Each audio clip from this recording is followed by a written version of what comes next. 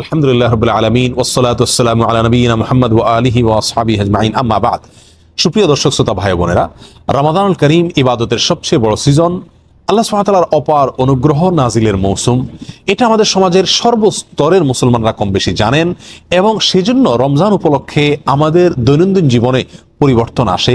আমলের একটা পরিবেশ, ইবাদতের একটা কসরত সমাজে কম বেশ লক্ষ্য করা যায়। রমজানের পরে ইবাদতের সবচেয়ে বড় সিজন, সবচেয়ে গুরুত্বপূর্ণ মৌসুম হলো জিলহজের প্রথম 10টি দিন। কিন্তু এই 10টি দিন যে অত্যন্ত গুরুত্বপূর্ণ সে সম্পর্কে আমাদের সমাজের জানাশোনা নেই বললেই চলে।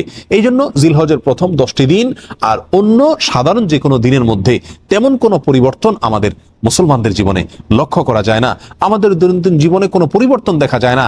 আমল এবং ইবাদতের কোনো পরিবেশ, কোনো কসরত সমাজে পরিলক্ষিত হয় না। প্রিয় বন্ধুগণ, কোরআনে কারিমে 30 নম্বর পারা সূরাতুল ফজরের শুরুর দিকে আল্লাহ সুবহানাহু ওয়া তাআলা এই 10 দিনের শপথ করেছেন। আল্লাহ সুবহানাহু ওয়া তাআলা বলেন, ওয়াল ফজরি ওয়া লায়ালিন আশর ওয়াশ শাফঈ ওয়াল ওয়াতর, অর্থাৎ সকালের ফজরের শপথ এবং 10টি রাতের শপথ এবং সেই 10 রাতের মধ্য থেকে জোড় এবং বেজোড় উভয় শ্রেণীর রাতের শপথ।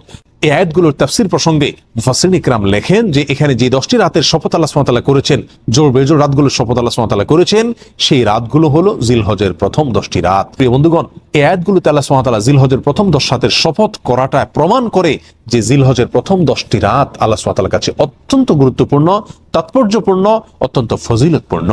সহিহ বুখারীর এক হাদিসে নবী সাল্লাল্লাহু আলাইহি ওয়াসাল্লাম ইরশাদ করেছেন, মা মিন আইয়ামিন আল আমালুস সালিহু ফীহিন্না আহাব ইলাল্লাহ মিন হাযিহিল আইয়াম।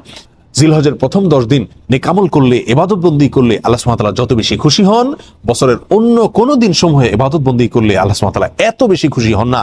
অর্থাৎ এই 10 দিনের ইবাদত আল্লাহ সুবহানাহু ওয়া তাআলার কাছে যত বেশি পছন্দনীয়, যত বেশি আল্লাহ সুবহানাহু ওয়া তাআলার কাছে ভালো লাগে, অন্য কোন সময়ের ইবাদত, অন্য কোন দিনের ইবাদত আল্লাহ সুবহানাহু ওয়া তাআলার কাছে এত বেশি পছন্দনীয় নয়, আল্লাহ সুবহানাহু ওয়া তাআলার কাছে এত বেশি প্রিয় নয়। সম্মানিত বন্ধুগণ, এই হাদিস বর্ণনা করার পরে সাহাবায়ে কেরামের কেউ কেউ প্রশ্ন তুলেছিলেন, ইয়া রাসূলুল্লাহ ওয়ালাল জিহাদু ফি সাবিলিল্লাহ, আল্লাহর রাস্তায় জিহাদ কি এই দিনসমূহে ইবাদতের চাইতে উত্তম নয়? নবী সাল্লাল্লাহু আলাইহি ওয়াসাল্লাম বলেছেন, ওয়ালাল জিহাদু ফি সাবিলিল্লাহ, অন্য সময়ে আল্লাহর রাস্তায় জিহাদ করাও এই আমলের চাইতে উত্তম নয়। অর্থাৎ এই দিনগুলো নেক আমল আল্লাহ সুবহানাহু ওয়া তাআলার কাছে অন্য সময় জিহাদ করার চাইতেও উত্তম। তবে হ্যাঁ, এক ব্যক্তি যিনি আল্লাহর রাহে জিহাদে বের হয়ে গেছেন নিজের জান এবং মাল নিয়ে এবং উভয়টি আল্লাহর রাস্তায় কোরবান করে তার এসেছেন, তার কথা ভিন্ন, স্বতন্ত্র। তার মর্যাদা এই জিলহজের প্রথম দশকে ইবাদতকারীর চাইতে বেশি, সেটা ভিন্ন কথা। এই হাদিসটি অত্যন্ত পরিষ্কারভাবে, জোরালোভাবে আমাদেরকে মেসেজ দিয়ে যায় যে জিলহজের প্রথম দশক, এই দশক অন্য সাধারণ দিনগুলোর মতো নয়, বরং এই 10টি ইবাদতের দশক, এই 10টি নেক আমলের দশক। বিশ্ববিখ্যাত হাদিস ব্যাখ্যাতা এবং সহিহ বুখারীর কালজয়ী ব্যাখ্যা গ্রন্থ ফাতহুল বারীর রচয়িতা আল্লামা ইবনে হাজার আল আসকালানী রাহিমাহুল্লাহ তিনি বলেন, জিলহজের প্রথম 10 দিনের এত বেশি গুরুত্ব আল্লাহ সুবহানাহু ওয়া তাআলা কোরআনে কারিমে দিয়েছেন, নবী সাল্লাল্লাহু আলাইহি ওয়াসাল্লাম হাদিসে উল্লেখ করেছেন। তার একটি কারণ হলো এই দশকে ইসলামের যত মৌলিক ইবাদত আছে, সমস্ত মৌলিক ইবাদতের সমাহার পাওয়া যায়, সমস্ত মৌলিক ইবাদতের সমাবেশ ঘটে থাকে এই দশকে। অন্য কোনো দিন সমূহে সমস্ত মৌলিক ইবাদতের সমাহার বা সম্মেলন এরকম ভাবে দেখা যায় না। যেমন ইসলামের সর্বপ্রথম রকম হলো ঈমান। এই ঈমান বছরের অন্য যে কোনো সময় যেরকম থাকতে হয়, জিলহজের প্রথম দশকেও থাকতে হয়। 5 ওয়াক্ত সালাত অন্য সময় যেরকম আদায় করতে হয়, এই দশকে সেটা আছে, বলবৎ আছে। যাকাত বছরের অন্য যে কোনো সময় দেওয়া যায় এবং এই দশকেও দেওয়া যায়। এবং ইসলামের রোকন সিয়ামেরও নজির এই দশকে রয়েছে, কারণ আরাফার দিনে সিয়ামের নির্দেশ নবী সাল্লাল্লাহু আলাইহি ওয়াসাল্লাম করেছেন। এবং ইসলামের 5 নম্বর রকম হজ, সেটা তো কেবল এই দশকেই পালন করা সম্ভব, অন্য কোনো সময় মানুষ চাইলেও পালন করা সম্ভব নয়। আর কুরবানি, সেটাও এই দশকেই রয়েছে। সম্মানিত বন্ধুগণ, তাহলে বোঝা গেল ইসলামের 5টি রকমের প্রত্যেকটি আমলের সমাহার, প্রত্যেকটি আমলের দৃষ্টান্ত এবং নজির এই দশকে রয়েছে। অতিরিক্ত হিসাবে কুরবানি সহ আরো অনেক নেক আমল রয়েছে। এজন্য মুসনাদ আহমদ এবং বাজ্জারের এক হাদিসে নবী সাল্লাল্লাহু আলাইহি ওয়াসাল্লাম এই দশককে বছরের শ্রেষ্ঠ দিন সমূহ বলে আখ্যায়িত করেছেন। আফজালু আইয়ামিদ দুনিয়া বলেছেন, বছরের সবচেয়ে সেরা এবং শ্রেষ্ঠ দিন বলেছেন। মাস হিসাবে যেরকম রমজান সবচেয়ে শ্রেষ্ঠ এবং সেরা, তার পরবর্তীতেই খুচরা দিন সমূহের মধ্যে থেকে এই 10 দিন হলো সবচেয়ে সেরা, মর্যাদাপূর্ণ এবং ফজিলতপূর্ণ দিন। এই 10 দিনের কর্মসূচি এবং করণীয়গুলো কি? কোরআন এবং হাদিসের আলোকে এই 10 দিনের বেশ কিছু কর্মসূচি আমরা পাই। তার ভিতরে প্রথম কর্মসূচি হলো আল্লাহর জিকির করা। আল্লাহর জিকির করা সূরা হাজর 28 নম্বর আয়াতে যেদিকে আল্লাহ সুবহানাহু ওয়া তাআলা ইঙ্গিত করেছেন, এই 10 দিনে বেশি বেশি আল্লাহর স্মরণ করা, জিকির করা, কোরআন এবং সুন্নাহ বর্ণিত বৈধ জিকিরগুলোকে সহি পদ্ধতিতে বেশি বেশি করব এই 10 দিনে। দ্বিতীয় কর্মসূচি হলো বেশি বেশি নেক আমল করব। রুটিন যে নেক আমলগুলো আছে সেগুলো অন্য দিনের চাইতে এই 10 দিনে বেশি করার চেষ্টা করব। 5 ওয়াক্ত সালাত অন্য দিনসমূহে যতটা গুরুত্ব দিয়ে আমি আদায় করি, এই 10 দিনে তার চাইতে বেশি গুরুত্ব দিয়ে আদায় করতে হবে। এবং এভাবে যত নেক আমল আছে, কোরআন তেলাওয়াত বলেন, দ্বীনি ইলম শিক্ষা করা বলেন, সমস্ত নেক আমলগুলো অন্য দিনসমূহের চাইতে এই দিনে বেশি গুরুত্বের সাথে আদায় করার চেষ্টা করতে হবে। কারণ সহিহ বুখারী যে হাদিস আমরা পেশ করেছি, সেই হাদিসে নবী সাল্লাল্লাহু আলাইহি ওয়াসাল্লাম সুস্পষ্টভাবে জানিয়ে দিয়েছেন এই 10 দিনে নেক আমল আল্লাহ সুবহানাহু ওয়া তাআলার কাছে অত্যন্ত প্রিয়, সবচাইতে প্রিয়। বিধায় কোরআন সুন্নাহ বর্ণিত সাধারণ নেক আমলগুলো এই 10 দিনে বেশি বেশি করার চেষ্টা চালিয়ে যেতে হবে। 3 নম্বর কর্মসূচি হলো এই 10 দিনে গুনাহসমূহ থেকে বেঁচে থাকার আপ্রাণ চেষ্টা করতে হবে। অন্য দিন সমূহে আপনি যে সমস্ত গুনাহে লিপ্ত থাকেন, এই 10 দিনে চেষ্টা করতে হবে সেগুলো থেকে বিরত থাকার জন্য। অন্য সময় গুনাহ থেকে বেঁচে থাকার জন্য যে পরিমাণ সাধনা চেষ্টা আপনি করেন, এই 10 দিনে আরো বেশি চেষ্টা আপনাকে চালাতে হবে। কারণ এই 10 দিনে নেক আমল করা আল্লাহ সুবহানাহু ওয়া তাআলার কাছে পছন্দনীয়। বিধায় বদ আমল থেকে বাঁচার গুরুত্ব অত্যন্ত স্পষ্ট। 4 নম্বর করণীয় হলো যাদেরকে আল্লাহ সুবহানাহু ওয়া তাআলা সামর্থ্য দিয়েছেন তারা হজ করবেন। হজ হলো এই দশকের সবচেয়ে গুরুত্বপূর্ণ এবং প্রধান আমল বলা যেতে পারে। 5 নম্বর আমল হলো কোরবানি করা। যাদেরকে আল্লাহ সুবহানাহু ওয়া তাআলা সামর্থ্য দিয়েছেন তারা কোরবানি করবেন এই দশকে। 6 নম্বর আমল হলো যারা কোরবানি করার প্রতিজ্ঞা করেছেন, কোরবানি করার ইচ্ছা পোষণ করেছেন, তারা এই দশক উপলক্ষে মাথার চুল, হাত এবং পায়ের নখ এবং অন্যান্য পশম ইত্যাদি এগুলো কাটবেন না, ছিঁড়বেন না। জিলহজের চাঁদ ওঠা থেকে নিয়ে কোরবানি পর্যন্ত তারা এই চুল, নখ ইত্যাদি কাটা থেকে বিরত থাকবেন। এ বিষয়ে সহিহ মুসলিম হাদিসে নবী সাল্লাল্লাহু আলাইহি ওয়াসাল্লাম আমাদেরকে নির্দেশ করেছেন। 7 নম্বর আমল হলো বেশি বেশি তাকবীর, তাহমিদ এবং তাহলিল পাঠ করা। নবী সাল্লাল্লাহু আলাইহি ওয়াসাল্লাম বলেছেন, ফাকসিরু ফিহিন্না মিনাত তাকবীরি ওয়াত তাহলিলি ওয়াত তাহমিদি। প্রথম দশকে তোমরা বেশি বেশি আল্লাহ সুবহানাহু ওয়া তাআলার বড়ত্ব বর্ণনা করো, আল্লাহর একত্ববাদ বর্ণনা করো এবং আল্লাহ সুবহানাহু ওয়া তাআলার প্রশংসা করো। একত্রে পাঠ করার জন্য বেশ কয়েকটি ফরম্যাট বর্ণিত হয়েছে হাদিসে। তোর মধ্যে থেকে একটি হলো আল্লাহু আকবার, আল্লাহু আকবার, লা ইলাহা ইল্লাল্লাহ, আল্লাহু আকবার, আল্লাহু আকবার, লিল্লাহিল হামদ। আমাদের সমাজে জিলহজের প্রথম দশক উপলক্ষে কিছু মানুষকে হজ করতে দেখা যায়, আর সমাজের বেশিরভাগ মানুষকে কোরবানির প্রস্তুতি নিতে দেখা যায়, কোরবানির মহড়া পরিলক্ষিত হয়। কিন্তু এই দশকের এই যে আমলটি, তাকবীর, তাহমিদ, তাহলিলের আমলটি আমাদের সমাজে খুব একটা দেখা যায় না, অথচ এটি এই দশকের তৃতীয় গুরুত্বপূর্ণ আমল বলা যেতে পারে। এই দশকের সবচেয়ে গুরুত্বপূর্ণ আমল যদি হজ হয়ে থাকে, কোরবানি যদি দ্বিতীয় হয়ে থাকে, 3 নম্বর সবচাইতে গুরুত্বপূর্ণ আমল হলো এই দশকে বেশি বেশি তাকবীর, তাহমিদ এবং তাহলিল পাঠ করা। সাহাবী আবু হুরায়রা এবং আব্দুল্লাহ ইবনে ওমর রাদিয়াল্লাহু তাআলা আনহুমা তারা এই দশকে বেশি বেশি তাকবীর, তাহমিদ এবং তাহলিল পাঠ করার জন্য বাজারে চলে যেতেন এবং বাজারে গিয়ে তারা উচ্চ স্বরে এই তাকবীর, তাহমিদ এবং তাহলিল পাঠ করতেন, উদ্দেশ্য যাতে করে শুনে অন্যরাও পাঠ করতে পারে। আমাদের মধ্যে কয়জন মুমিন আছি যারা এই সৎসাহস রাখি যে আমি বাজারে গিয়ে, দোকানে গিয়ে, মার্কেটে গিয়ে উচ্চ স্বরে তাকবীর, তাহমিদ এবং তাহলিল পাঠ করবো, এই আশায় যেন আমার তাকবীর, তাহমিদ, তাহলিল শুনে অন্যদের স্মরণে আসে, তারাও পাঠ করে। প্রিয় বন্ধুগণ, এই আমলটিকে সমাজে পুনর্জীবন দেওয়া অত্যন্ত গুরুত্বপূর্ণ। চেষ্টা করি জিলহজের প্রথম দশক উপলক্ষে দিনে রাতে, চলতে ফিরতে, উঠতে বসতে, কর্মস্থলে, নিজের বাসস্থানে, সর্ব জায়গায় তাকবীর, তাহমিদ এবং তাহলিলের রব উঠাই দিই এবং পড়তে থাকি, অন্যকে শুনে শুনে পড়তে থাকি, উচ্চ স্বরে পড়তে থাকি। আল্লাহু আকবার, আল্লাহু আকবার, লা ইলাহা ইল্লাল্লাহু, আল্লাহু আকবার, আল্লাহু আকবার, ওয়ালিল্লাহিল হামদ। 8 নম্বর আমল হলো এই একই দোয়া আইয়ামে তাশরিকে প্রত্যেক সালাতের পরে নারী পুরুষ সকলে একবার করে পাঠ করা। অর্থাৎ ঈদের দিন এবং ঈদের পরে আরো 2 দিন, এই 3 দিন ফজর থেকে এশা পর্যন্ত প্রতিটি সালাতের পরে কমপক্ষে একবার করে আল্লাহু আকবার, আল্লাহু আকবার, লা ইলাহা ইল্লাল্লাহ, আল্লাহু আকবার, আল্লাহু আকবার, লিল্লাহিল হামদ, এটা বা অন্য যে কোনো ফরম্যাট হাদিসে বর্ণিত হয়েছে, এইসব ফরম্যাটে তাকবীর, তাহমিদ এবং তাহলিল পাঠ করা। এটি হলো 8 নম্বরের আমল। 9 নম্বরের আমল হলো আরাফার দিনে নফল সিয়াম রাখা। নবী সাল্লাল্লাহু আলাইহি ওয়াসাল্লাম বলেছেন, সিয়ামু ইয়াউমি আরাফাতা আহতাসিবু আলাল্লাহি আন ইউকাফিরা আস-সানা আল্লাতী ক্বাবলাহা ওয়াল্লাতী বা'দাহা আও কামা ক্বাল। অর্থাৎ আরাফার দিনের সিয়াম কেউ যদি রাখেন তো আল্লাহর প্রতি আমার ধারণা হলো যে তার পূর্বের, পেছনের 1 বছরের গুনাহ আল্লাহ সুবহানাহু ওয়া তাআলা মাফ করে দিবেন এবং সামনের অগ্রিম 1 বছরের গুনাহ আল্লাহ সুবহানাহু ওয়া তাআলা মাফ করে দিবেন। যদি সামনের 1 বছর কারোর বাঁচার তৌফিক না হয় তো আল্লাহ সুবহানাহু ওয়া তাআলা তাকে হয়তো 1 বছরের নেক আমল তার আমলনামায় দিয়ে দিবেন। অনেকেই বলেছেন জিলহজের 1 থেকে 9 তারিখ পর্যন্ত প্রত্যেকটা দিনই নফল সিয়াম রাখার গুরুত্ব রয়েছে। যাদের সামর্থ্য আছে প্রত্যেকটা দিন রাখি, আর যদি সামর্থ্য না থাকে কমপক্ষে আরাফার দিনে, যেদিন হাজী সাহেবরা আরাফাতের ময়দানে অবস্থান করেন সেই দিনে আমরা এই চেষ্টা করি। আল্লাহ সুবহানাহু ওয়া তাআলা সকলকে তৌফিক দান করেন। 10 নম্বর আমল হলো ঈদুল আজহার সালাত আদায় করা এবং ঈদ উপরান্ত সমস্ত সুন্নাহগুলো পালন করা। জিলহজের প্রথম দশকের 10টি কর্মসূচি আবারও আমি এক নজরে বলে দিচ্ছি।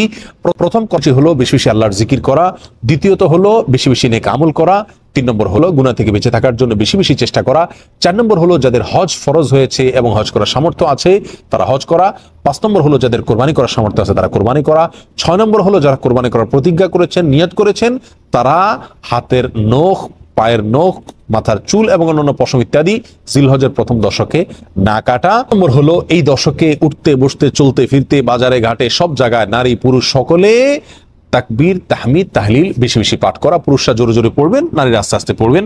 আল্লাহু আকবার, আল্লাহু আকবার, লা ইলাহা ইল্লাল্লাহু, আল্লাহু আকবার, আল্লাহু আকবার, লিল্লাহিল হামদ। 8 নম্বর আমল হলো এই একই তাকবীর তাহমিদ তাহলিল আইয়ামে তাশরিকে প্রত্যেক ফরজ নামাজের পরে একবার করে পাঠ করা। আর 9 নম্বর আমল হলো আরাফার দিনে নফল সিয়াম রাখা এবং সম্ভব হলে 1 থেকে 9 তারিখ পর্যন্ত প্রত্যেকটা দিন নফল সিয়াম রাখা। 10 নম্বর আমল হলো ঈদের দিনের সমস্ত সুন্নাহ পালন করা, ঈদের সালাত আদায় করা। রমজানের পরে আয়তনে এবং গুরুত্বের বিচারে দ্বিতীয় বৃহত্তম ইবাদতের নেক আমলের এই সিজন সম্পর্কে আল্লাহ সুবহানাহু ওয়া তাআলা আমাদের সকলকে সচেতন হওয়ার, গুরুত্ব আরোপ করার তৌফিক দান করুন। বন্ধুগণ, জিলহজ তো প্রতি বছর একবার করে আসে। আমার জীবনে জিলহজ কতবার এসেছে, কিন্তু জিলহজের প্রথম দশকে নেক আমলের গুরুত্বের কোনো ছাপ আমার জীবনে কি আদৌ পড়েছে? এই প্রশ্ন আমরা প্রত্যেকে যার যার নিজের কাছে রাখি এবং এই প্রশ্নের আলোকে জীবনের অবশিষ্ট জিলহজগুলোকে ভিন্ন মাত্রায় নেক আমলের মাধ্যমে কাটাবার চেষ্টা করি। আল্লাহ সুবহানাহু ওয়া তাআলা আমাদের সকলকে তৌফিক দান করেন। আসসালামু আলাইকুম ওয়া রাহমাতুল্লাহি ওয়া বারাকাতুহু। আরাফার দিনের রোজা এর ফজিলত অপরিসীম। নবী করিম সাল্লাল্লাহু আলাইহি ওয়াসাল্লাম বলেছেন, আরাফার দিনের রোজা যদি কেউ রাখে, আল্লাহর কাছে আমি ধারণা রাখি, আল্লাহর প্রতি আমার ধারণা হলো এই রোজার বিনিময়ে আল্লাহ তাআলা রোজাদার ব্যক্তিকে 1 বছরের পেছনের 1 বছরের সামনের অগ্রিম গুনাহ আল্লাহ তাআলা মাফ করে দিবেন। ইসলামের অন্য কোনো আমল এরকম পাওয়া যায় না যে আমল করলে অগ্রিম আল্লাহ সুবহানাহু ওয়া তাআলা গুনাহ মাফ করে দিবেন। আরাফার দিনের রোজার এত ফজিলত যে পেছনের তো বটেই, সামনের 1 বছরের আল্লাহ সুবহানাহু ওয়া তাআলা ছোটখাটো গুনাহগুলো কি করবেন? মাফ করে দিবেন। অতএব আরাফার দিনের রোজা আমাদের সকলের রাখা উচিত। কিন্তু এই রোজা রাখতে গিয়ে একটা বিভ্রান্তির মুখোমুখি আমরা হই, একটা প্রশ্নের মুখোমুখি আমরা হই। সেটা হলো যে আমরা আরাফাতের দিনের রোজাটা বাংলাদেশে মানুষেরা কোন দিনে রাখবো? আমরা কি 9 তারিখে রাখবো নাকি 8 তারিখে রাখবো? কারণ হাজী সাহেবরা আরাফাতে যেদিন অবস্থান করেন সেদিন আমাদের দেশে 8 তারিখ হয়, চাঁদের কি থাকে 8 তারিখ থাকে। তো আমরা কি হাজী সাহেবরা আরাফাতের মাধ্যমে অবস্থান করছেন সেদিকে তাকায় 8 তারিখেই রাখবো, নাকি হাজী সাহেবরা সৌদি আরবে যেহেতু 9 তারিখে আরাফাতের ময়দানে অবস্থান করছেন, অতএব ওই 9-এর দিকে তাকে আমরা 9 তারিখে রাখবো? এটা নিয়ে একটা ধোঁয়াশা, একটা প্রশ্ন আমাদের ভেতরে কম বেশ আছে। এই প্রশ্নের উত্তরে আমরা কি করব সে করণীয় ক্ষেত্রে আমি সংক্ষেপে বলতে চাই, এক্ষেত্রে ওলামায়ে কেরামের 2টি মত আছে এবং 2টা মতই গবেষণামূলক।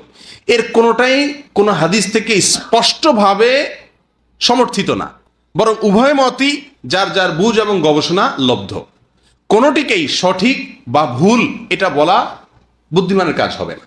অনেক ওলামায়ে কেরাম বলেন, আমরা হাজী সাহেবরা আরাফাতের ময়দানে যেদিন অবস্থান করবেন, পৃথিবীর সকল প্রান্ত থেকেই আমরা হাজী সাহেবদের ওই অবস্থানের, আরাফাতের অবস্থানের দিনেই কি রাখবো? রোজা রাখবো। এটাই হলো আরাফাত দিনের রোজা।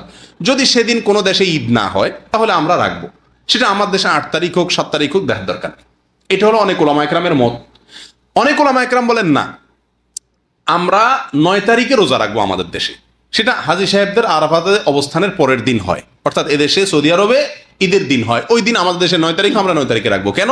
কারণ নবী করিম সাল্লাল্লাহু আলাইহি ওয়াসাল্লাম যে আরাফাতের দিনে রোজা রাখতে বলেছেন, আসলে 9 তারিখকে, জিলহজের 9 তারিখকে আরাফাতের দিন বলা হয়। এখানে তারিখটা হলো উদ্দেশ্য, আরাফাতের দিন এটা হলো শুধুমাত্র নাম। জিলহজের 10 তারিখে ইয়মুন নাহর বলা হয়, জিলহজের 9 তারিখে ইয়মে আরাফা বলা হয়, জিলহজের 8 তারিখে ইয়মুত তারবিয়া বলে। এগুলো হলো এই দিনগুলোর এক একটা নাম। যেহেতু নবী সাল্লাল্লাহু আলাইহি ওয়াসাল্লাম আরাফার দিন রোজা রাখতে বলছেন, অতএব 9 তারিখে রাখবেন, এরকম একটা মত ওলামায়ে কেরাম বলেন। এখন আমরা কোন দিকে যাব? 8 তারিখে রাখবো নাকি 9 তারিখে রাখবো? আমি বলি, যেহেতু কোনো মতের পক্ষেই সুস্পষ্ট কোনো হাদিস নাই, অতএব আমাদের জন্য সবচেয়ে যুক্তিসঙ্গত হলো দোনো দিন রাখা, 8 তারিখে এবং 9 তারিখে রাখা। কারণ জিলহজের 1 থেকে 9 তারিখ পর্যন্ত এর প্রত্যেকটা দিনই আমাদের কম বেশ রোজা রাখার চেষ্টা করা উচিত। নবী সাল্লাল্লাহু আলাইহি ওয়াসাল্লাম বলেছেন, মা মিন আইয়ামিন আল আমালুস সালিহু ফীহিন্না আহাব ইলাল্লাহ মিন হাযিহিল আইয়াম। জিলহজের 10 দিনের চাইতে অন্য কোনো দিনে আমল আল্লাহ তাআলার কাছে বেশি প্রিয় না। এই জন্য ওলামায়ে কেরাম বলেন যে এই 10 দিনের প্রথম দিনগুলো, ঈদের দিন বাদে প্রথম দিনগুলো প্রত্যেকটা দিনই কি রাখা উচিত? নফল রোজা রাখা উচিত। তবে বিশেষভাবে হাদিসে নির্দেশ হলো কিসে? আরাফাতের দিন রাখার জন্য। অতএব আমরা যদি 8-9, আমাদের দেশের লোকেরা 8-9 উভয় দিন আমরা রোজা রাখি জিলহজের, তাহলে সেক্ষেত্রে সন্দেহাতীতভাবে আরাফাতের দিনের রোজা রাখা আমার হয়ে যাবে। অতএব এই 8-9 উভয় দিন রাখাই আমাদের জন্য সবচেয়ে উত্তম এবং বেস্ট। আল্লাহ তাআলা আমাদেরকে আমলের তৌফিক দান করুন। জিলহজের প্রথম 10 দিনের আমল, ইবাদত, নেকামল, ভালো কাজ, এটা আল্লাহর কাছে এত প্রিয়, অন্য কোন সময়ের আমল ইবাদত, অন্য কোন দিনের আমল ইবাদত আল্লাহর কাছে এত প্রিয় না। বান্দা এই 10 দিনে নেকামল করলে আল্লাহ তাআলা যত খুশি হন, অন্য কোন সময়ের নেকামলে আল্লাহ তাআলা এত সন্তুষ্ট হন না। জিজ্ঞাসা করা হলো, কিলা ওয়ালাল জিহাদ ইয়া রাসূলুল্লাহ। সাহাবীরা প্রশ্ন করলেন, হে আল্লাহর রাসূল, অন্য সময় আল্লাহর রাহে যদি কেউ জিহাদে যায়, অন্য সময় যদি জিহাদে রত হয়, তাহলে সেই আমলটার মর্যাদাও কি এই দশকের সাধারণ নেক আমলের চাইতে উত্তম না? ওটা তো জেহাদ, জীবন বাজি রাখা। এই সময়ের সাধারণ নেক আমলের চাইতে অন্য সময়ের জেহাদটাও কি উত্তম না? নবী সাল্লাল্লাহু আলাইহি ওয়াসাল্লাম বলেছেন, ওয়ালাল জিহাদু ফি সাবিলিল্লাহ, অন্য সময়ের জেহাদও এই সময়ের সাধারণ নেক আমলের চাইতে উত্তম না। ইল্লা, তবে অন্য সময়ের জেহাদ যদি কেউ এই পর্যায়ে করে যে তিনি তার জান মাল সবকিছু নিয়ে জেহাদে গেছেন কিন্তু কিছু নিয়েই ফিরে আসতে পারেন না, সব আল্লাহর রাহে কোরবানি করে দিয়েছেন, এই লোকের কথা ভিন্ন, তার মর্যাদা সবকিছুর উপরে। তাহলে এই দশকের নেকামল, এই দশকের ইবাদত বন্দেগীর মর্যাদা এত বেশি ভাইরা আমার, যে আল্লাহ রাব্বুল আলামিনের কাছে বছরের অন্য কোন সময়ের কোন আমল, এমনকি জেহাদও, সাধারণ জেহাদও এই দশকের নেকামলের চাইতে বেশি প্রিয় না। এই হাদিস থেকে, বুখারীর এই হাদিস থেকে আমরা কি বুঝলাম? যে এই দশক আল্লাহ সুবহানাহু ওয়া তাআলার কাছে ইবাদতের দশক, নেকামলের দশক, মর্যাদার দশক, ফজিলতের দশক। আল্লাহ রাব্বুল আলামিন এই দশকের কদর করার তৌফিক আমাদের সবাইকে দান করুন। ভাইরা আমার, বিশ্ববিখ্যাত হাদিস বেত্তা হাফেজ ইবনে হাজার আসকালানী রাহমাতুল্লাহি আলাইহি জিলহজের প্রথম দশক সম্পর্কে বলেছেন, জিলহজের প্রথম দশকের এত মর্যাদা কেন বেশি ভাই? কারণ সমস্ত ইবাদাতের সমাহার এই দশকের মধ্যে আছে। ইসলামের যে মৌলিক ইবাদতগুলো আছে প্রায় সব, মেইন সব ইবাদতগুলোর সমাহার এই দশকে আপনি খুঁজে পাবেন, এমনকি রমজানেও পাবেন না সব, এই দশকে সবগুলোর সমাহার পাবেন। কিভাবে? এই দশকে আমরা দেখি যে প্রথমত ঈমান তো 12 মাসের আমল, অন্য সময়ও আছে, এই সময়ও আছে। 5 ওয়াক্ত নামাজ 12 মাসের আমল, অন্য সময়ও পড়তে হয়, এই দশকেও পড়তে হয়। রোজা রমজান মাসে আছে, এই দশকেও রোজা আছে, প্রথম 9 দিনই রোজার কথা হাদিসে আছে, আবার বিশেষভাবে আরাফাতের দিন রোজার কথা আছে। তাহলে ইসলামের তৃতীয় রোকন রোজা, রোজা অবশ্য হজ হলো তৃতীয়, জাকাত হলো তৃতীয় রোকন। জাকাত অন্য সময় দেওয়া যায়, এই সময়ও দেওয়া যায়, তাহলে জাকাত আদায়যোগ্য সময় এটা।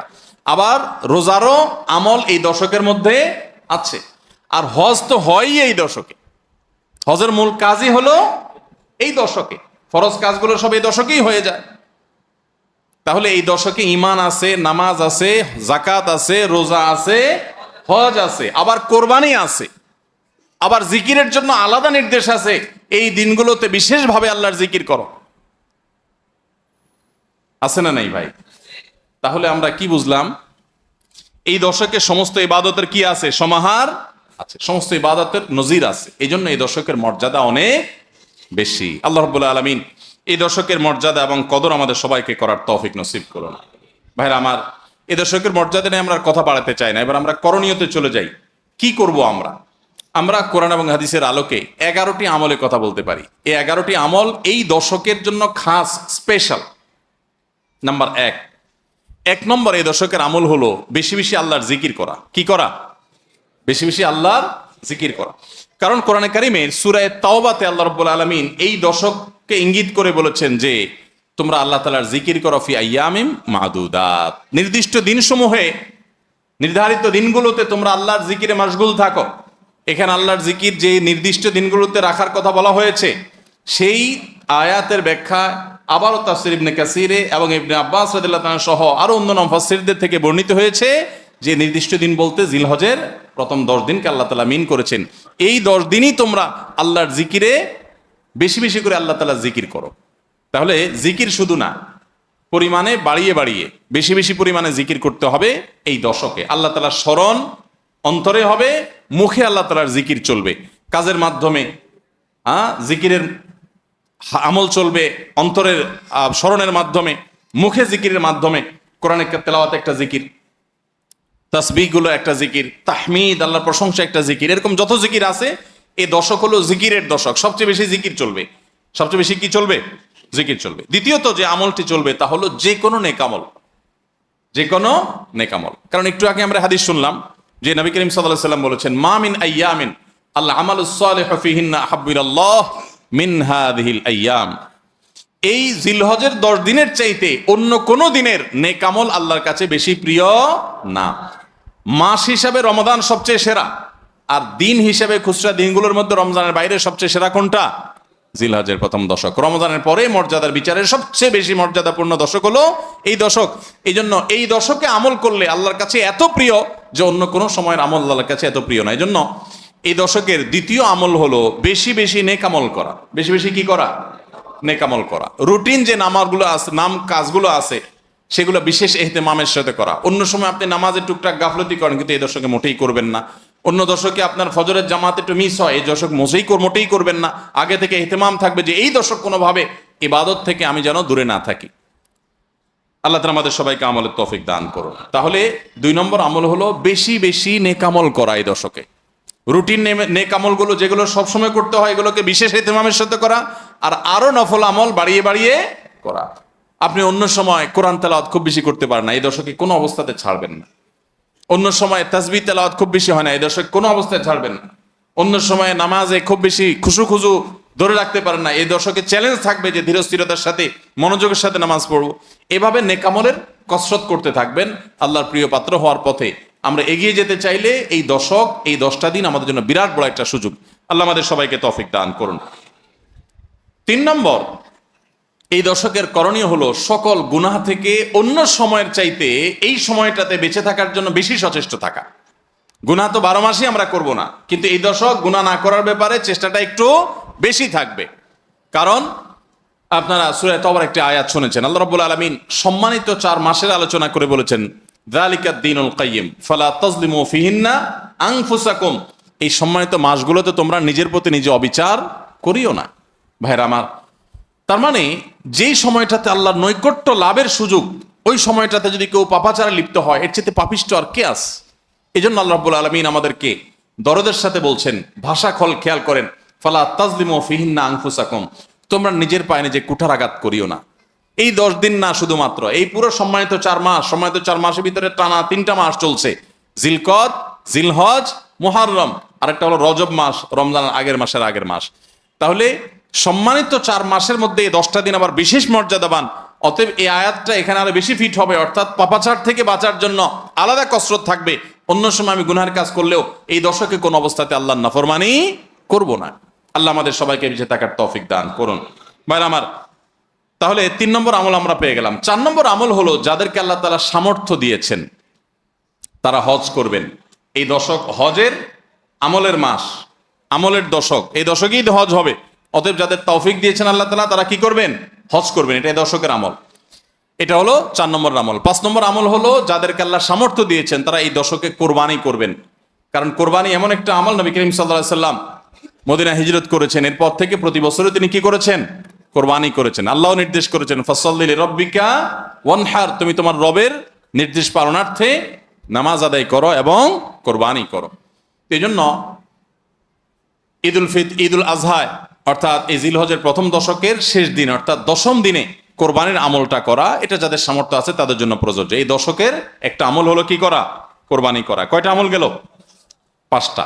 6 নম্বর হলো যাদের কোরবানি করার ইচ্ছা আছে তারা জিলহজের চাঁদ ওঠার আগে জিলকদ মাসের শেষ দিনের মধ্যে তাদের হাতের নখ, চুল, গোফ, অবাঞ্ছিত লোম এগুলো সব কেটে পরিষ্কার করে ফেলবেন এবং এই দশক আর সেগুলোতে হাত দিবেন না। কোরবানি করে তারপরে সেগুলো পরিষ্কার করতে চাইলে করবেন, এই দশকে আর হাত দিবেন না। নবী সাল্লাল্লাহু আলাইহি সাল্লাম বলেছেন, মান আরাদা আন ইউদাহিয়া ফালা ইয়াখুয মিন শা'রিহি ওয়া আযফারিহি শাইআ, যে ব্যক্তি কোরবানি করার এরাদা করেছে, নিয়ত করেছে, সেই জন্য তার চুল, নখ এগুলো না কাটে ওই 10 দিন। জিলহজের চাঁদ উঠছে আর কাটবেন না, চাঁদ উঠার আগে কেটে ফেলবেন এবং কোরবানির পরে যায় কাটবেন। এই 10 দিন বিরত থাকা। তবে অন্য আরো বিভিন্ন রেওয়ায়াত থেকে, বর্ণনা থেকে বোঝা যায় যে এই আমলটা শুধু যিনি কোরবানি করবেন তিনি নয়, যিনি কোরবানি করবেন না, কোরবানি করার সামর্থ্য নাই, তিনি এই আমল করতে পারেন, তাহলে আল্লাহ তাআলা তাকে কোরবানি করার সওয়াব দান করবেন। এমনকি কোন সালাফ, কোন সাহাবী থেকে এই আমলও বর্ণিত আছে যে বাসার বাচ্চা কাচ্চা যারা আছে তাদেরকেও এই দশকে চুল, নখ ইত্যাদি কাটতে নিষেধ করেছেন। তাহলে চুল, নখ ইত্যাদি কাটা থেকে বিরত থাকা এই 10 দিন, আগে কাটা এবং পরে কাটা, এই 10 দিন না কাটাকাটি না করা, এটা একটা মুস্তাহাব আমল। এবং প্রায় সব ফুকাহায়ে কেরাম এই ব্যাপারে একমত হয়েছেন। মাওসুআ ফিকহিয়া কুয়েতিয়ার মধ্যে লেখা হয়েছে যে ইত্তাফাকাল ফুকাহা, সব ফকিহগণ প্রায় একমত যে এই দশকে যিনি কোরবানি করবেন তিনি তো বটেই, কোরবানি যিনি করবেন না তাদের তরফ থেকেও চুল, নখ এগুলা কাটা থেকে বিরত থাকা মুস্তাহাব। তাহলে 6 নম্বর আমল গেল চুল, নখ ইত্যাদি এই দশক না কেটে থাকা। 7 নম্বর আমল হলো এই দশকে বেশি বেশি তাকবীর পাঠ করা। এটা তাকবীরে মুতলাক বলা হয়, সাধারণ তাকবীর। আল্লাহু আকবার, আল্লাহু আকবার, লা ইলাহা ইল্লাল্লাহ, আল্লাহু আকবার, আল্লাহু আকবার, ওয়ালিল্লাহিল হামদ। এই তাকবীরটা হলো মিন শাআইরিল ইসলাম। এটাকে আমরা করতে পারি, ইসলামের যে নিদর্শনগুলো আছে সেগুলোর মতো করে এই তাকবীরটা আমরা পাঠ করব। এমন ভাবে পাঠ করব যে অলিতে গলিতে, রাস্তাঘাটে সব জায়গায় তাকবীরের ধ্বনি চলতে থাকবে, কারোর ডিস্টার্ব করে না।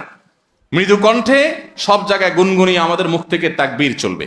জিলহজের প্রথম দশকে এই আমলটা সম্পর্কে নবী করিম সাল্লাল্লাহু আলাইহি ওয়াসাল্লামের ভাষ্য খেয়াল করেন। তিনি বলেছেন, ফাকসিরু ফীহিন্না মিনাত তাকবীরি ওয়াত তাহলিলি ওয়াত তাহমিদ।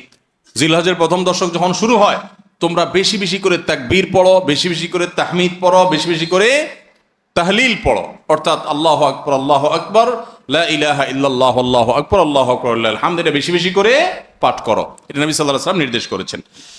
তাহলে কয় নম্বর আমল গেল? 7 নম্বর আমল, বেশি বেশি করে তাকবীর, তাহমিদ, তাহলিল পড়া। 8 নম্বর আমল হলো এই তাকবীর, তাহমিদ, তাহলিলটাই বিশেষভাবে পড়া।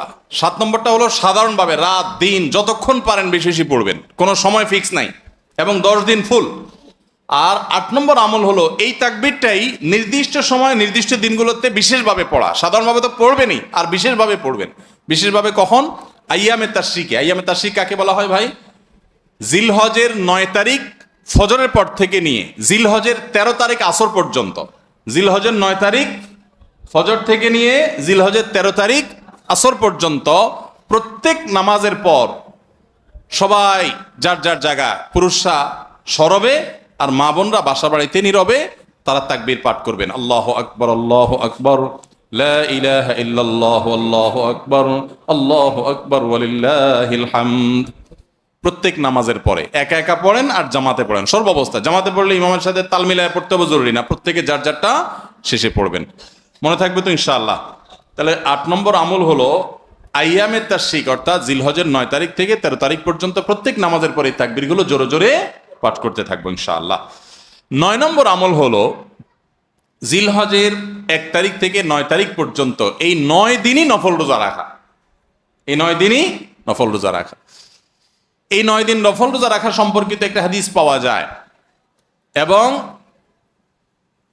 এই 9 দিনের নফল আমল সম্পর্কে মওসুআ কুয়েতিয়া ফিকহিয়া, মওসুআ ফিকহিয়া কুয়েতিয়া, কুয়েত থেকে প্রকাশিত ফিকহ বিশ্বকোষ, সেখানে বর্তমান সময়ের সবচাইতে অথেন্টিক ফতোয়ার কিতাবগুলোর মধ্যে থেকে, প্রসিদ্ধ কিতাবগুলো থেকে একটা, ফতোয়ার কিতাবগুলো থেকে মওসুআ ফিকহিয়া কুয়েতিয়া, সেখানে লেখা হয়েছে যে ইত্তাফাকাল ফুকাহা, সমস্ত ফকিগণ এই ব্যাপারে একমত যে জিলহজের 1 তারিখ থেকে 9 তারিখ পর্যন্ত এই 9 দিনই রোজা রাখা মুস্তাহাব।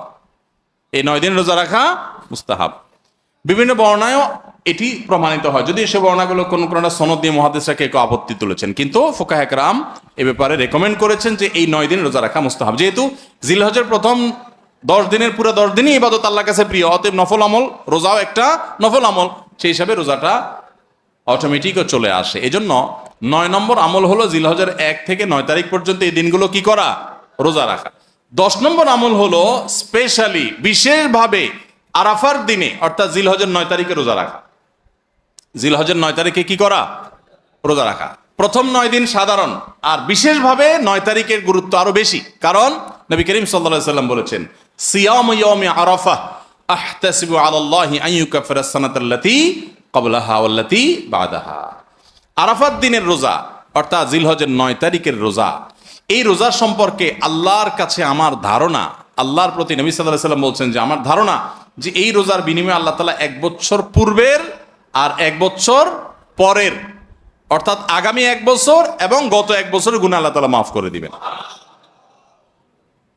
আমরা এই পর্যন্ত যত ফজিলতের কথা শুনেছি, পিছনে গুনাহ মাফ করে দিবেন, গত 1 বছর গুনাহ মাফ করে দিবেন, সারাদিনে গুনাহ মাফ করে দেওয়া হবে, এরকম বিভিন্ন হাদিস আমরা শুনেছি, কিন্তু এরকম কোন হাদিস কেউ হয়তো আমরা এই হাদিস ছাড়া আরেকটা হাদিস শুনি নাই যে 1 বছর অগ্রিম গুনাহ মাফ করবেন। যদি আল্লাহ তাআলা কাউকে হায়াত দেন, তিনি 1 বছরের গুনাহ মাফ পেয়ে যাবেন। কোন কোন হাদিস বেত্তাগণ বলেন যে হাদিসের মধ্যে ইশারা পাওয়া যায় যে কেউ যদি আরাফাতের রোজা রাখার তৌফিক পায়, হয়তোবা আগামী 1 বছর হায়াত পাওয়ার তৌফিক হবে তার। যদিও এটা জাস্ট একটা ব্যাখ্যা, এটা এমন না যে হাদিসে বলা হয়েছে আলাদা গ্যারান্টি দিয়ে, এরকম না। অতএব এর ব্যত্যয় ঘটলে ঘটতে পারে। কথা বুঝে আসছে ভাই? তো এই জন্য এই আরাফাত দিনের রোজা এটা আমরা মিস করবো না ইনশাআল্লাহ। তাহলে 10 নম্বর আমল গেল জিলহজের 9 তারিখের রোজা। 11 নম্বর আমল হলো ঈদুল আজহার সমস্ত সুন্নাতগুলো আমল করা। ঈদুল আজহার অনেকগুলো সুন্নাত আছে না, এই সুন্নাগুলো সবগুলো আমল করা। ঈদুল আজহার যে সুন্নাগুলো আমল সাধারণত হয় না, গোসল আমরা করি, সুগন্ধি আমরা ব্যবহার করি, আলহামদুলিল্লাহ, অন্য অনেক সুন্নাত আমরা আমল করি, কিন্তু যে সুন্নাতের আমল সাধারণত হয় না তার ভিতরে একটা হলো ফজরের নামাজ মহল্লার মসজিদে এসে পড়া, ভোর রাতে আগে আগে উঠা। অন্য সময়ের চাইতে ঈদের দিন ফজরে মুসল্লি আরো আমাদের মসজিদে কম থাকে, কারণ চাঁদ রাইতে তামাশা করে বেড়ায়, ফজর নামাজ মিস হয়ে যায়। তো ইমানদার সেটা করতে পারেন না। ঈদের সুন্নাহটা বিশেষভাবে আদায় করার চেষ্টা করা দরকার, অর্থাৎ জামাতের সাথে ফজর নামাজ পড়া দরকার, আগে আগে উঠা দরকার। ঈদের দিনের সুন্নাতগুলোর মধ্যে থেকে একটা। আরেকটা সুন্নাত আমাদের অবহেলিত, আদায় হয় না, সেটা হলো ঈদুল আজহা হোক আর ঈদুল ফিতর হোক, ঈদের নামাজ মাঠে পড়ার চেষ্টা করা দরকার। কোথায়? মাঠে। মাঠ এখন কম, বিশেষ করে শহর এলাকাতে মাঠ একটু কম, কিন্তু যেগুলো আছে সেগুলোও যদি সঠিকভাবে সবগুলোকে ব্যবহার করা হয় তাহলে অনেক জায়গায় সুন্নাহ জিন্দা হয়। আমরা ঈদের নামাজ মসজিদে পড়ি, কেন পড়ি? একটা অজুহাত দেই, মাঠ কম। এই অজুহাত সব ক্ষেত্রে গ্রহণযোগ্য না এবং সঠিক না। অনেক জায়গায় মাঠ থাকা সত্ত্বেও মানুষ মসজিদে নামাজ পড়ে, কারণ সব মহল্লার মানুষ আলাদা আলাদা নিজেরা একটু মাতবরি করতে চায়। আমরা আবার আরেক জায়গায় নামাজ পড়তে যাবো, আমাদের একটা বাঁকাওয়াতি থাকে। এই রোগ মসজিদে ঢুকে গেছে, মসজিদ কমিটির লোকদের মধ্যে রোগ ঢুকে গেছে। তারা এই কোরবানি করতে রাজি না, যে আমরা এখানে জমাত করব না, চল আমরা সবাই মিলে বড় একটা মাঠে করি। বড় মাঠে কয়েক মসজিদের মুসল্লিরা একসাথে নামাজ আদায় করার যে সৌন্দর্য আছে, এই সৌন্দর্য মসজিদের মধ্যে ঈদের নামাজ পড়ার মাধ্যমে নাই। এই জন্য ভাইরা, মাঠে ঈদের নামাজ জিন্দা করার চেষ্টা করতে হবে ইনশাআল্লাহ। চেষ্টা করা যাবে না ইনশাআল্লাহ? তাই বলে আবার রাস্তাঘাট আটকায় মানুষের অসুবিধা হয় সেভাবে করে ঈদের নামাজ ব্যবস্থা করেন না। হ্যাঁ, যদি কোনো রাস্তা এরকম হয় যে না, এ রাস্তা বিকল্প বহু রাস্তা ডানে বামে আসে, মহল্লার রাস্তা, কারোর কোনো অসুবিধা হবে না, তাহলে সেখানে হতে পারে শর্ত সাপেক্ষে। কিন্তু সাধারণত রাস্তা নয়, বরং আমাদের নামাজ পড়তে হবে কোথায়? মাঠে। এবং ঈদের নামাজ মসজিদে আদায় করবেন না, মাঠে আদায় করবেন। এই আওয়াজটা সর্বত্র তোলা দরকার। শহর তো বটেই, গ্রামে পর্যন্ত এখন প্রত্যেক মসজিদের নামাজ হয়। কেউ কাউকে মানতে রাজি না, আরেক জায়গায় ঈদগাহে নামাজ পড়বো, আমাদের ইজ্জত থাকে নাকি? তো এই লোক ইসলাম বুঝে নাই। ঈদের জামাত হবে অনেক বড় জামাত, সেখানে বহু মসজিদের মুসল্লিরা আসবে, এটার মধ্যেই সৌন্দর্য, পুরো মহল্লার মানুষের সম্মিলন ঘটবে। এই সুন্নাতটা আদায় হয় না। ঈদুল আজহার আরেকটা সুন্নাত অবহেলিত, সেটা হলো ঈদুল আজহায় আমরা জানি যে প্রথম খাবার ঈদুল আজহার কোরবানির গোশত দিয়ে হবে, এটা সুন্নাত। ওমর রাদিয়াল্লাহু তাআলা থেকে একটা রওয়ায়াত বর্ণিত আছে যে আল্লাহ তাআলার উদ্দেশ্যে কোনো কিছু দান করলে এটা নিজে ভোগ করা যায় না। যায়? আপনি আল্লাহকে খুশি করার জন্য আল্লাহর ওয়াস্তে কিছু দিয়ে দিয়েছেন, এটাকে নিজে খাওয়া যায়? আর এটা আপনি গরিবকে দিয়ে দিবেন, মসজিদে দান করলে মসজিদকে দিয়ে দিবেন, আপনি নিজে ভোগ করতে পারবেন না। শুধু কোরবানি এবং আকিকা, এই দুইটা আমল আছে, যে এই দুইটা আমল আল্লাহকে খুশি করার জন্য জবাই করার সময় বলছেন বিসমিল্লাহ আল্লাহু আকবার, আল্লাহুম্মা লাক মিনকা ওয়ালাক, আল্লাহ আপনার তরফ থেকে আবার আপনার উদ্দেশ্যেই কোরবানি করলাম, আমার কোনো ধান্দা নাই। অথচ আবার ঠিকই ওইটার গোশতটা আল্লাহ আপনাকে খেতে দিয়েছেন, কারণ এটা আল্লাহর পক্ষ থেকে সাদাকা, আল্লাহর পক্ষ থেকে মেহমানদারি, যে আল্লাহ আপনার থেকে কবুল করেছেন এবং বলেছেন বান্দা আমি বুঝে পাইছি, এবার তোমাকে দিছি, তুমি খাও।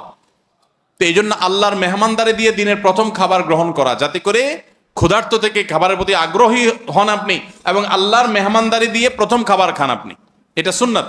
এই জন্য ঈদুল আজহার দিন আমরা কোনো কিছু না খেয়ে থাকবো, রাতে খেয়ে যে শোবো, এরপরে আর কোনো কিছু খাবো না, ঈদগাহে আসবো না খেয়ে, কোরবানির পশুর গোশত বানায়া রান্না করে ওইটা দিয়ে প্রথম খাবার খাবো ইনশাআল্লাহ। আল্লাহ তাআলা আমাদের সবাই